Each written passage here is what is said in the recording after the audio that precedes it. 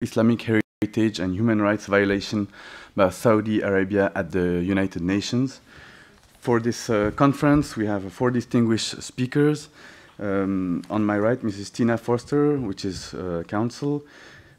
Just after, Mr. Kumail Razvi, Director of Political Outreach. At the far side, Mrs. Catherine Shakdam, which is Publicist, and Mr. Sajjad Lakhani, Director of Strategical Planning. Before giving the floor to Mrs. Foster, I would like to ask our speakers to sign our gold book and to receive a little present. Thank you. It is a book, Cartooning for Peace, which was published this year. Oh, wonderful. Thank you.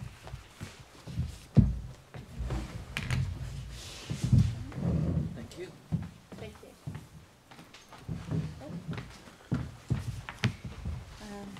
Okay. So each speaker will speak about 5-10 minutes, and we'll leave the floor open for question at the end of everyone. Mrs. Foster, you have the floor. Okay. Thank you, Tobias. Okay, great. Thank you, Tobias, for that welcome, and thank you very much for the gift. My name is Tina Foster. I am an international human rights lawyer, and I'm here today on behalf of Baqee organization, which is based in Chicago, New York. I'm sorry, Chicago, U.S. and Illinois. I'm from New York, so a little biased there. I'm proudly here on behalf of this organization. My colleagues and I are here in Geneva to raise an often overlooked issue that has not been reported in the media, and it has not been raised on an international platform until now. And that is specifically Saudi Arabia's destruction of Islamic heritage and persecution, religious persecution of Muslims who do not ascribe to the state-sponsored doctrine which Saudi Arabia mandates. We are one voice in a sea of voices regarding human rights violations by Saudi Arabia. And we recognize that, but we feel that this is an overlooked issue, primarily because there is a certain bias in Western media to focus on those issues which are most shocking to citizens of one's own country. And this issue of Saudi Arabia's persecution of Muslims, we need to put in perspective of the fact that Saudi Arabia, the doctrine of Wahhabism that is mandated in the state-sponsored religion of Saudi Arabia is actually in a minority of Muslims. There are 1.6 billion Muslims across the world, and Saudi Arabia's self-proclaimed being the custodian of the holy sites is something that they have touted all over the world, and often say that they are non-discriminatory, they allow Muslims from all over the world to visit. But what we in fact know from our research and from the first-hand accounts that we have heard is that in fact Saudi Arabia does not tolerate any other form of Islamic worship other than their own ideology.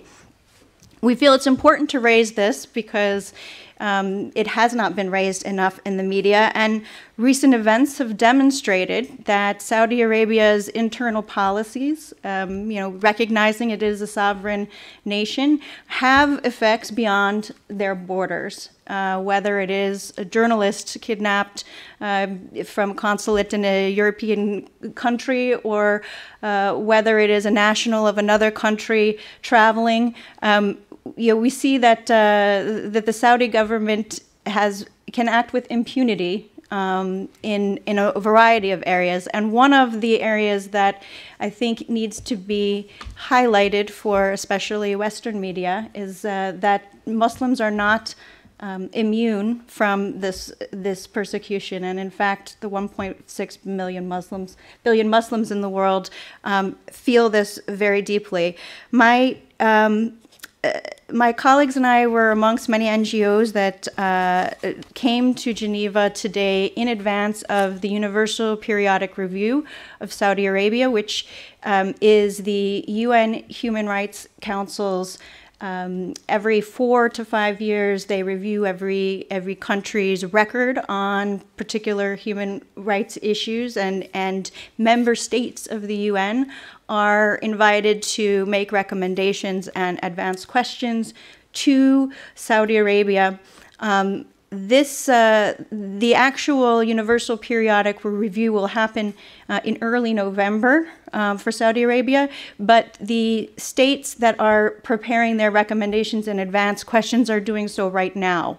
And so what we are trying to do is educate member states about this issue that is of concern to Muslims across the world, and indeed trying to advocate for very specific changes.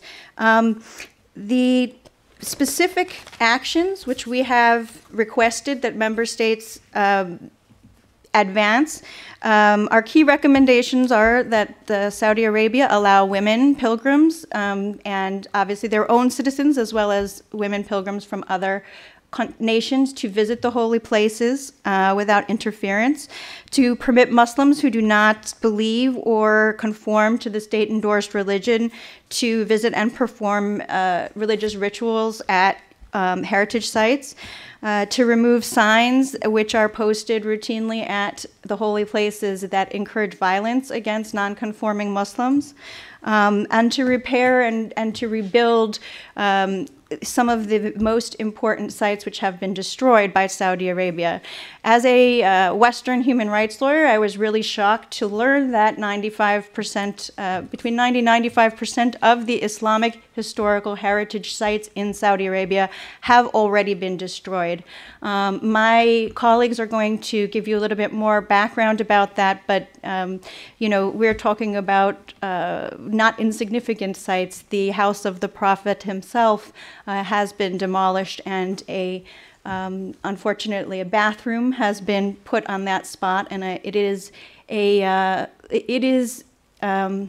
symbolic of the attitude of the Saudi government towards what they view as idolatry in supplicating at these sites.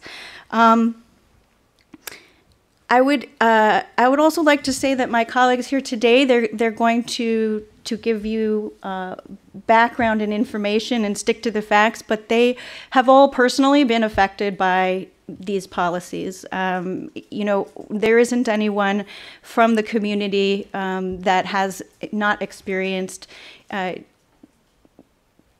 difficulty would be an understatement, but horrific abuses, in fact, of pilgrims visiting on Hajj and Umrah in Saudi Arabia.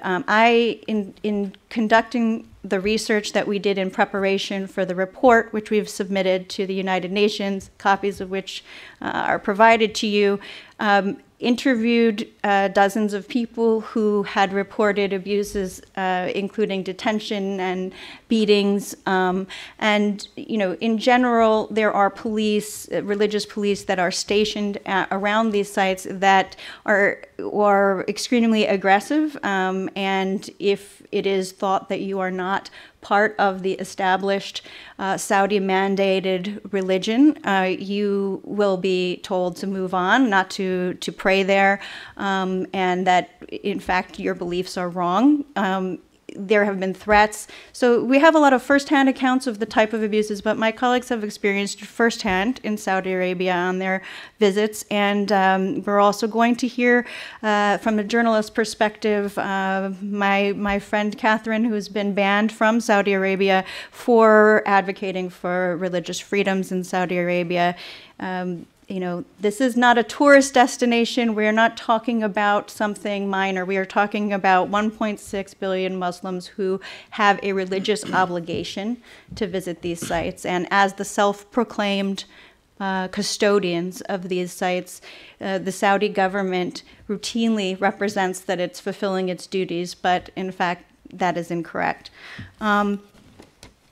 I'm going to turn it over now to my friend Sajjad Lakhani, who's going to discuss the Baqee organization and who we are. And my friend Kumail Razvi is going to then talk about the sites themselves that we're talking about and the destruction, what they were before, what they are now.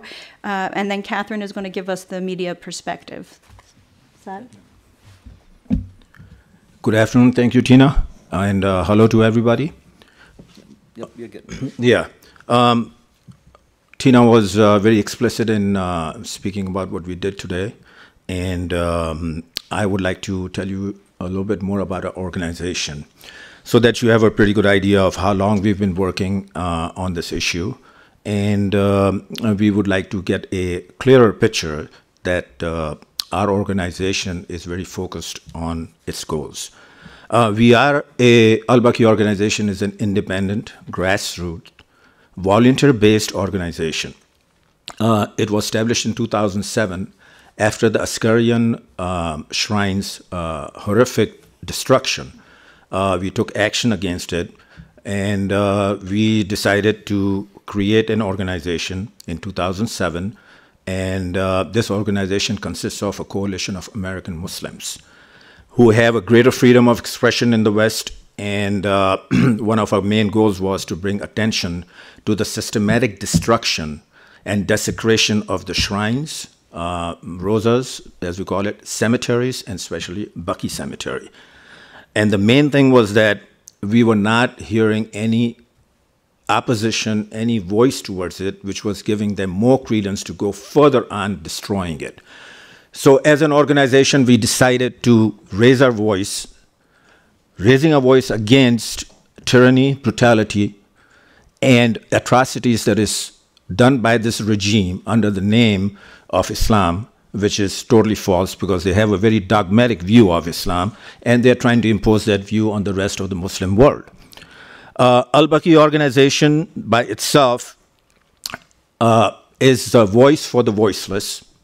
It is making sure that the rest of the majority of the Muslims are heard very clearly through our efforts, because we do get the emails, we do get the letters from them, we do get the support from them, exhorting us on, saying that we are on the right track. The most important thing out of our organization is we want to make sure there is no further destruction of shrines, cemeteries, and other holy sites. And that's around the world, actually. And especially in Saudi Arabia, where over 90% of Islamic heritage has been destroyed already. Unfortunately, 90%, and not one word in the Western media or anywhere else in Muslim countries. So what we started was a grassroots organization that started with educating the youth. In fact, our seniors had forgotten also what it was, because Al-Baqee Cemetery was destroyed in 1925, and the centennial is coming up pretty soon. And we decided to make a lot of noise on that to make sure that the world hears that the destruction is still going on and we need to stop this, because our future generation is in danger of losing its identity and heritage. So that's the most important thing. Our stand basically is cease and desist from further destructions of holy shrines, cemeteries, stop the human rights abuses, which Tina just alluded to, and especially women, and women are not allowed to supplicate, and that is taking from 1.6 billion over 500 million Muslims out of the equation completely. We also want them to restore and rebuild Al-Baqee Cemetery, of course, to its original glory, and the rest of the shrines like Jannatul Ma'ala and other specific shrines like Tina mentioned and alluded to. The main thing is that we know it's a formidable task. It's not going to be easy. This organization is very committed to it. This organization throughout the year is not only doing the advocacy, UN advocacy that we've been doing for the past 2 years, but it's also involved in seminars. It's also involved in a signature event called on Baqee Day. We protest. We protest in front of the Saudi consulate in Washington, D.C. We have recruited many speakers across the spectrum, activists, journalists, politicians, anybody who has freedom of expression, anybody who can talk about human rights, they have incorporated Baqee Cemetery because they understood the cause, and the cause is a symbolic cause that we have, which actually conforms to their cause. So Baqee organization is not limited in its scope. It is a wide expanse and a wide array of scope that is there.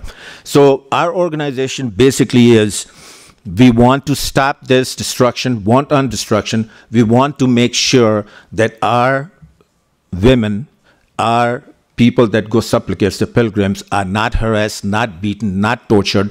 As she said, we have over 1,000 stories confirmed that is an evidentiary stories that we have submitted to the United Nations, some of them out of that. The most important thing out of that is that we would like to make sure Al-Baqee organization is heard throughout the world, and through you, we want to make sure that our cause is well known and is elevated. I will defer to my brother Kumail Razvi for further information. One more slide. Okay. Hello, my name is Kumail Razvi. I am the Director of Political Outreach. The topic that I will be discussing in this session is the before and after of some of the cemeteries. So let me begin with, next slide please, the Baqee Cemetery. So as you all have seen, the organization's name is Al-Baqee Organization. It is based off of this particular cemetery, which is named Baqee. The reign of terror of the destruction of heritage has begun with the destruction of this particular cemetery. And we have used this name as a symbol to denote that the atrocities that have occurred in the Islamic world. This is a photograph of approximately in 1925, and this particular cemetery was a well-known cemetery. It's a historical and a religious significance in the history of the architecture as well as from the religious aspect as well. The Ottoman Empire had created it. There were numerous other things that I wanted to, I'll discuss at a offline discussion. So next slide, please.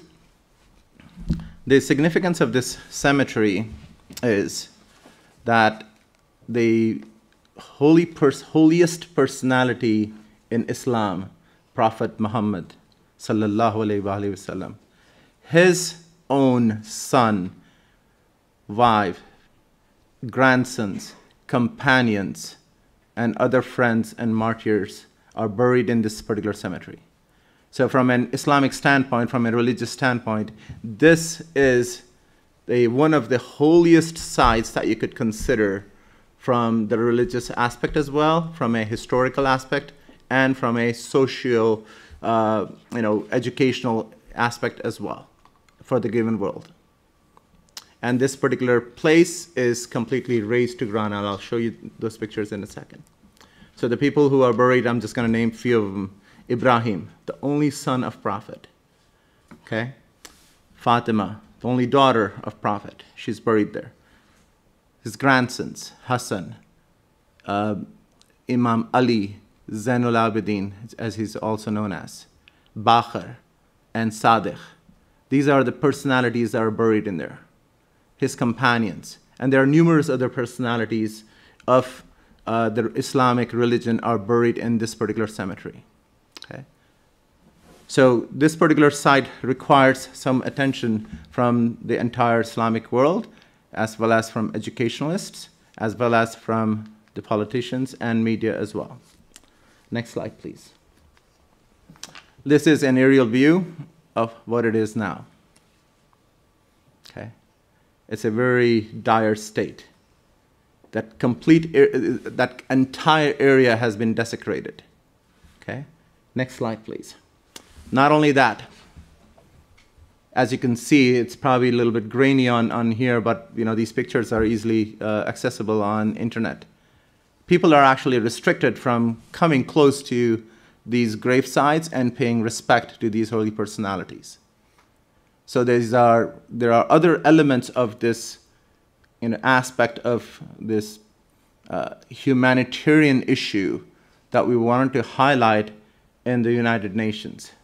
That is, you're not only destroying the heritage, but you're also restricting people to practice their beliefs, practice their freedom of expression. So we wanted to highlight this, and that's why we're here. Next slide, please. I could go on for a very long time, but I wanted to also highlight some of the other important sites that has been destroyed by the kingdom. Okay? The birthplace of Prophet Muhammad has been destroyed and has been now shamefully has been converted into a public washroom. That place holds a very important and sanctity place for a lot of Muslims around the world. And the Wahhabi regime has basically cleared it from the map of the Islamic history. And people who knows, they know. Otherwise, a common person visiting Mecca, they don't even know where that place is. It's a very ironic state. The house of Imam Jafar as-Sadiq, he's a very notable personality in the history of Islam. His house has been completely razed to the ground. There is no signs, there is no indication as to where that place was. And this particular personality in the history of Islam, as in the history of science, has a lot of significance because a lot of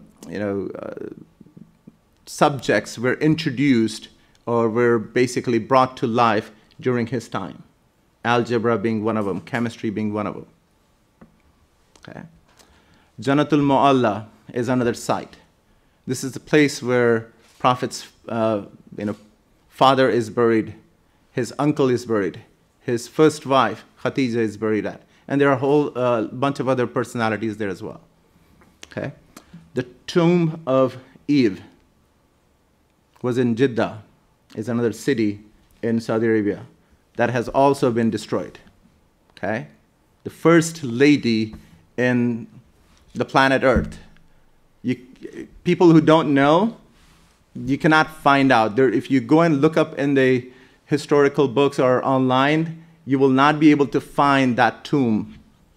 You need to find some different ways, people who have been there for a long time and if they're willing to take you, they'll take you. Otherwise, they risk persecution by the religious police in Saudi Arabia. The mosques of Fatima Zahra, there are other important personalities that has been, the tombs and the shrines have been destroyed. There's a complete list posted on Wikipedia. I provided a link, and if you do get a chance, you can take a look at it. I'm going to turn it over to Catherine to talk about from the media aspect and other related issues towards this topic. Thank you. Thank you very much. So I'm Catherine Shakdam, and for the past 3 years, I've worked with Baqee as their publicist. My job essentially has been to try to raise awareness in mainstream media as to issues such as religious freedom, the freedom of practicing one's religion, and in general human rights. And this is something that I find very troubling, especially if we consider the times that we live in and the rise of intolerance in general, not just in religion, but even politically speaking.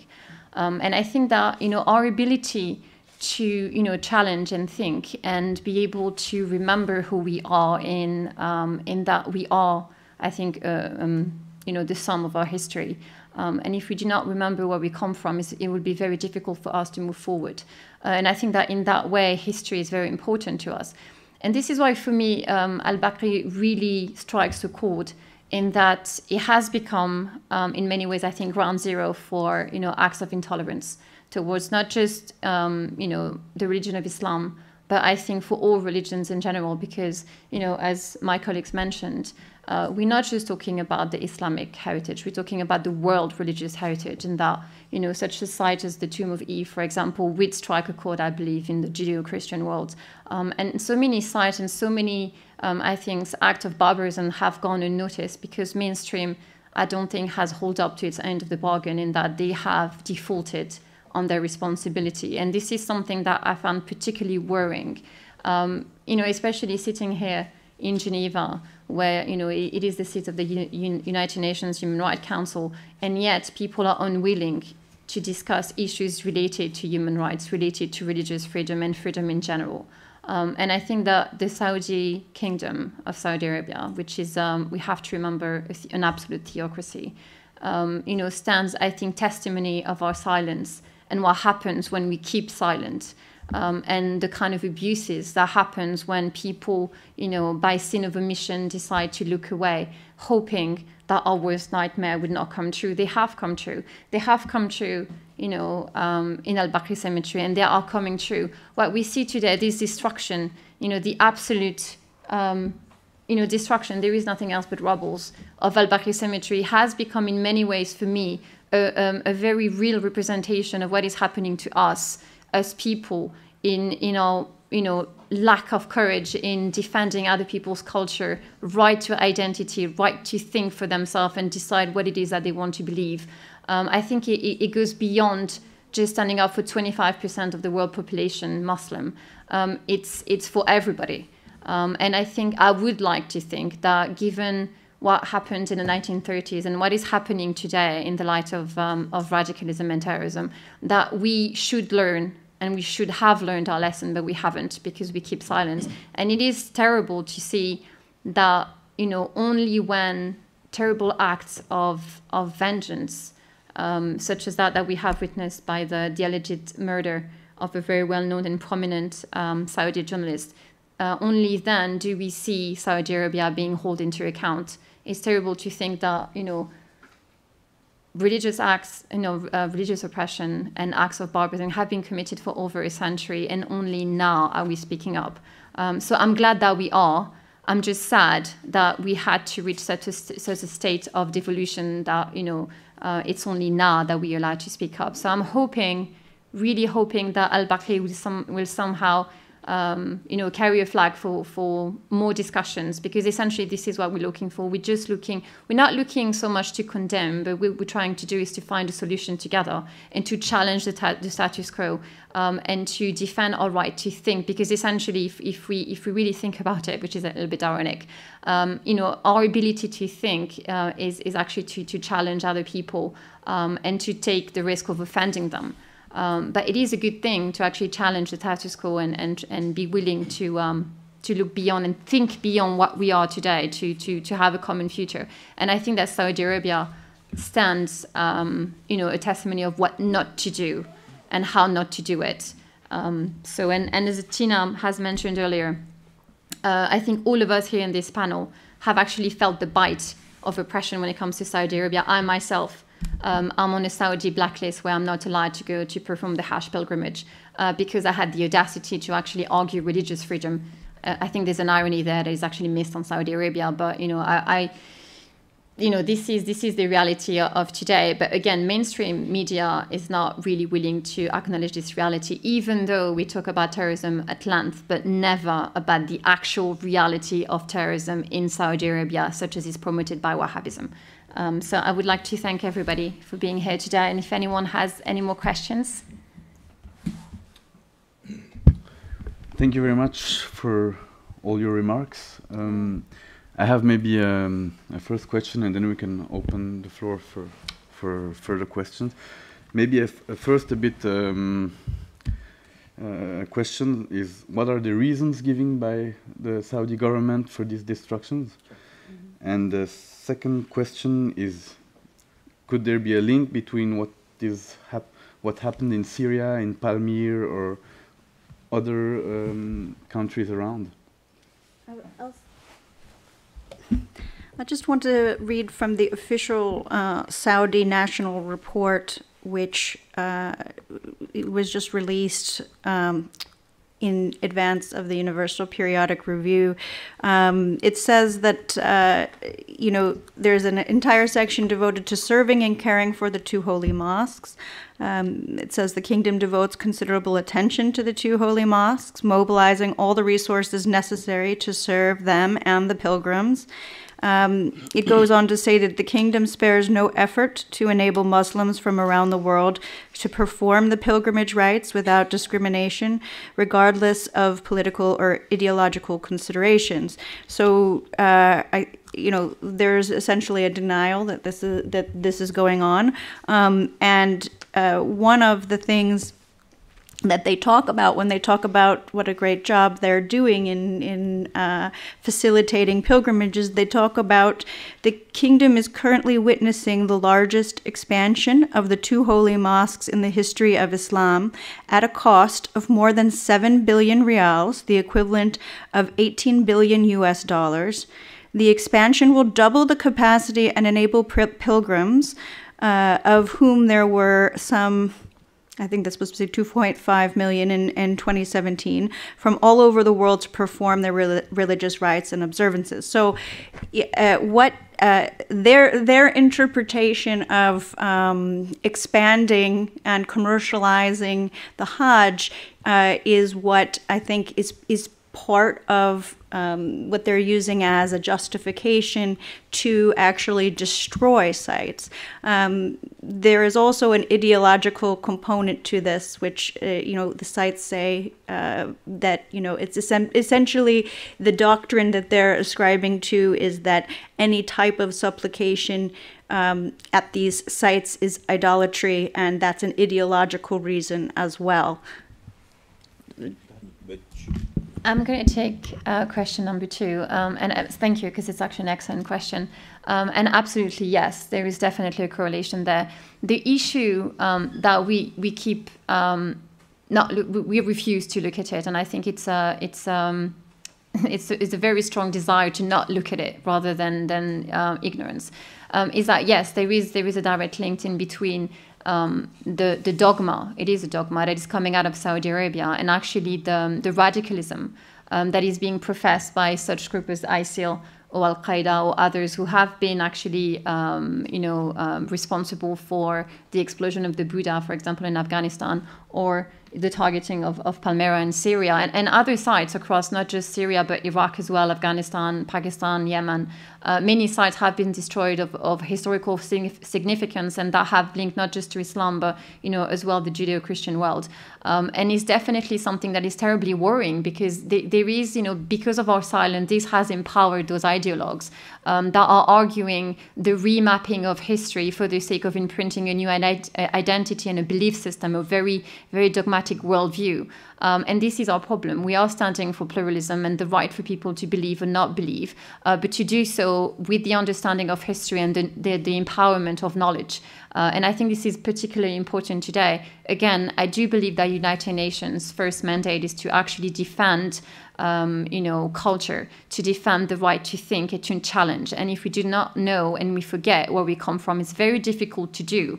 I think we all can remember, for example, how terrible a tragedy it was to lose, the Library of Alexandria to a great fire, and we're still recovering from this. So can you imagine if in 100 years Saudi Arabia could destroy 95% of the Islamic world heritage? What would happen in another 100 years if you keep silent? Nothing will be left, and God only knows what belief would then rise from the deserts of Najd, of Saudi Arabia. It's a terrible thing to think, and I refuse to think it. I do not want to imagine it, and I'm hoping that people will wake up today and actually protect our history. It is our history. This is not just the history of a few people. It is everybody's history, and it's important that we do protect it and stand up for it.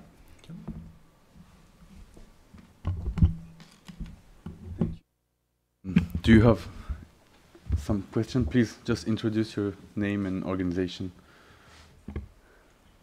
Hello, I'm Dr. Hussain. I'm the consultant psychiatrist based in Kashmir. I just basically want to highlight, just basically mention that about all of the points that we raised here, that they were already highlighted by United Nations in the Arab Human Development Report 2002. When the Kofi Annan was working at that time, and they specifically highlighted 3 deficiencies, that was deficiencies relating to freedom, empowerment of women, and knowledge, which are the 3 areas they have strongly recommended that the Arabs needs to work on in order to develop effectively as a society, which I think is that all these areas that we discussed do come under. So it means that it has been highlighted, it has been put forward, by recognized by them, and we just need to reiterate to them again that this is the part of the same issue. Sure, I'm going to ask my colleagues to also comment on this, but that particular report is talking about, in general, society, the development of the Arab society. What we are talking about, a more specific aspect of the religious connotation to that as well. And it's not just Arab world, it's the entire world. Women are being affected by the doctrines, by the enforcement of the policies and procedures that they are putting the rest of the Muslims on. And that's the challenge that is different. And that's what Catherine and Tina are highlighting, that those aspects have not been talked about and discussed in any of the reports in the past. I think it's very telling that when you go to the United Nations and you hear people speak, all these NGOs, a lot of NGOs from the global north, essentially, you hear what is what for them is resonant, which is, when I told people I was coming to Geneva to advocate for human rights in regard to Saudi Arabia, everyone immediately says, well, yes, they treat women horribly there, and aren't they so intolerant of Christians and anyone that's not Muslim? And we feel it's extremely important for the world to know that they are the folks in Saudi Arabia that are have been, self-proclaimed. They've stolen our identity on the international stage. I mean, the 1.6 billion Muslims out there. The Saudi regime is the minority, not the rest of the world. And if this was happening, the Buddhas of Bamiyan is a good example. When there are terrorists that are attacking significant sites, the Western world speaks about it and condemns those acts. But when we are talking about Islamic sites, everyone assumes that because it's Saudi Arabia, that they must be respectful of those sites, and that why would Saudi Arabia want to destroy Islamic sites? It's a shock to tell people that 95% of those sites have been destroyed. So I think that it's of a different flavor, because people love to point the finger and say, you don't respect women's rights, you don't respect this, you don't respect that, which are things that might resonate to somebody in the global north. But for a lot of Muslims, this is a huge issue. So I just want to make that point. Do you want to say something? Just to add on very little, 2 sentences, is that this is a systematic wanton destruction of Islamic heritage that has been carried out according to this strategic planning. What you referred to is a report from United Nations and stuff like that over an overall general society of women and how they're treated, like driving and this and that. And the minute they give you a little, glossed over report or something like that, everybody's happy. Yeah, they did that. But actually, Saudi Arabia's dogmatic view, the cult that they have, is wanton destruction, is wanton. The identity of Muslims is being totally whitewashed. And that's what we're afraid of. Today we can understand because we come from a little bit a generation that understood it and our parents taught us. What about, like Catherine said, 100 years from now? Where are all these young people are going to go? What ideology are going to have later on? We don't know. So we want to stop this right now. It's totally different than what you said. The only thing important to mention about the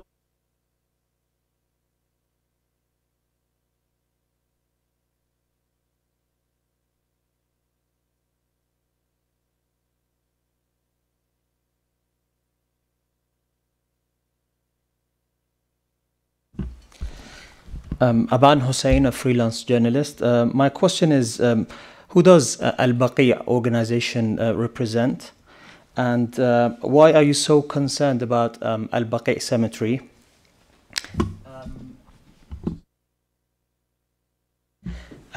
As we understand, the domes were on the Al-Baqee cemetery in the time of the Ottomans. So why is it so important to rebuild it to to that time? I'm going to take the question. I'm first going to answer what you asked regarding who do we speak for. I think it's the silent and silenced majority. And I think this is a point that has been made, during this press conference, is that we're talking about 25% of the world population that has literally been silenced by Saudi Arabia for the sake of promoting, one very dogmatic view of Islam, which is Wahhabism. And Wahhabism is actually not even a school of thought within Islam per se. So it's really the fringe of the fringe of the fringe, and yet they are speaking on behalf of, the entirety of the Islamic world, and it's very troubling given what they're doing. Now, why is it so important to restore what we have lost?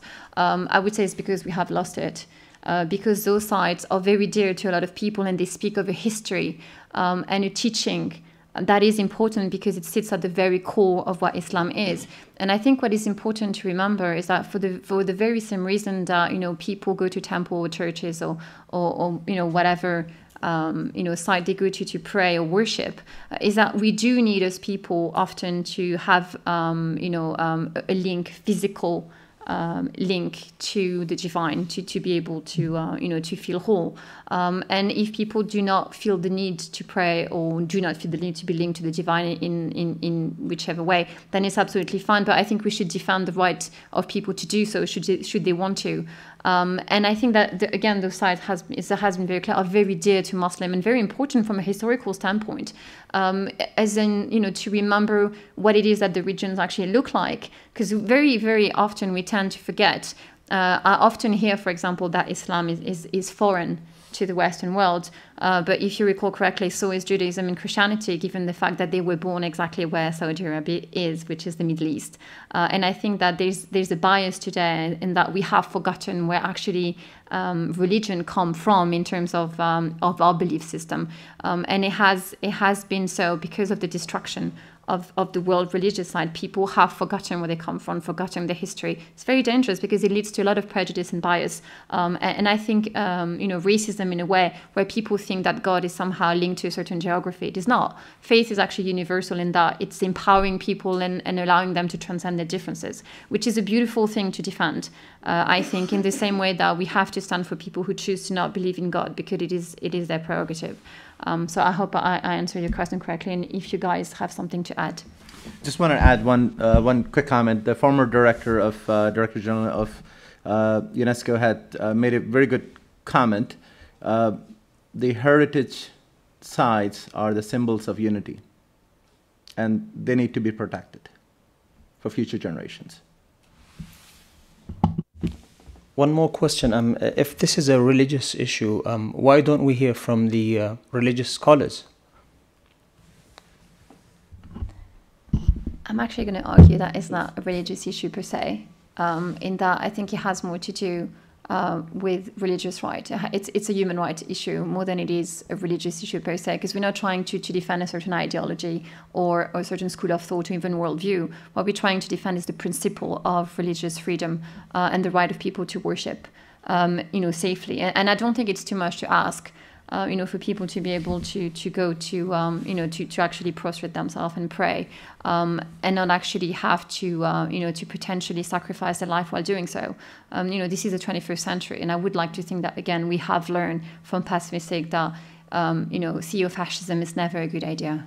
I'd also like to add that Catherine's banned from going to Hajj. Okay, so if you are practicing Muslim and you speak out, what you're gambling with is your ability to practice your faith at all, to go on Hajj or Umrah, to go for these pilgrimage. So I don't find it surprising that you don't hear people standing up that are very religious talking about the grave abuses of Saudi Arabia against Islam. I mean, first of all, it's not good for your health to be against the Saudi government. And secondly, it's also a way to be, they hold the key.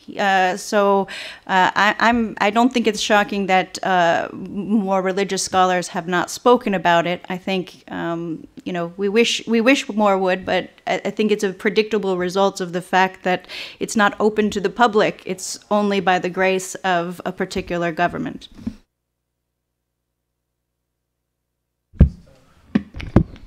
Hi, thank you very much for your presentation. If we come back to this dogma, which is defended by the Saudi government, how can they compare, on the one hand, that they are destroying the place where the Prophet was born, and on the other hand, if we look at the Green Mosque, how can they say that we are investing and maintaining this place? So if you look back on the history of when the destruction had started, they were planning to destroy the Green Dome as well. It's just that certain countries at that time had rose up and actually made attempts to challenge the government at that time, and that's what had actually protected the Green Dome. And there are numerous articles and publications out there that clearly illustrate that they had plans to destroy Green Dome as well, and other artifacts. Still have. Exactly, right? And recently, I think about a couple of years ago, there were some plans that were also published to actually further expand the Prophet's Mosque, and as part of that, move some of the the dome and other the grill that you have inside. So they do have plans in that. It's just that particular place has been saved as of now, but we don't know what's going to happen in next 10, 15 years if we keep quiet. Take this for 1 second. Oh, go ahead. I'm glad you asked that question. It's a twofold question, actually. First of all, that there was, in fact, one Muslim country threatened military action against them if they went ahead and destroyed that Green Dome. Second thing is that, make no mistake about it, there are plans on the books to destroy that. Today, what we are doing and what we are sitting and we're trying to wake the Muslim Ummah is because of that. God forbid if they make that move and you don't raise enough voice today, they will be bold enough to do that. And that's what we are trying to do exactly. What we're trying to do is raise so much awareness of this destruction of heritage and our identity that we want to make sure that they don't even think about destroying that. And that's one of the reasons that we are here. Thank you very much for that question. It was very good. I'm sorry, I'm just going to very quickly say, I'm just going to add very quickly on what they already said, is that it's not only are they actually planning it, but they're actually very open about it. There was an interview that was conducted a few years ago with the then Imam of Mecca, so the main religious figure, who admitted during an interview that yes, they had planned to actually destroy the mosque of the Prophet Muhammad on account that they felt it was bid'ah, it was an act of worship, outside the unity of God, and that they felt it was contrary to Wahhabism, not Islam, Wahhabism, to actually allow for people to gather at the site of the mosque, and they felt uncomfortable with it because they did not feel that it was right. Now, you need to compare this, because some people might make the argument that they are, that it is within their religious right to do so. Now, you need to understand that they do not actually stand on that principle, because, an act of criticism against the king is actually defined as an act of apostasy against God, and is therefore, the person guilty of that offense will have to be put to death by beheading or crucifixion. So I think we need to very much understand the nature of this ideology and why it is that 25% of the world population is living in fear of that one particular family, because we have to remember it is down to one family, Al Saud family, and the clergy that they're supporting. Thank you very much. If there is no further questions, I would like to thank the Al-Baqee's organization for bringing this topic here today. I'd like to thank you all for participating, and we can maybe have a coffee and a drink at the back of the room. Thank you very much. Thank you very much. Thanks for coming.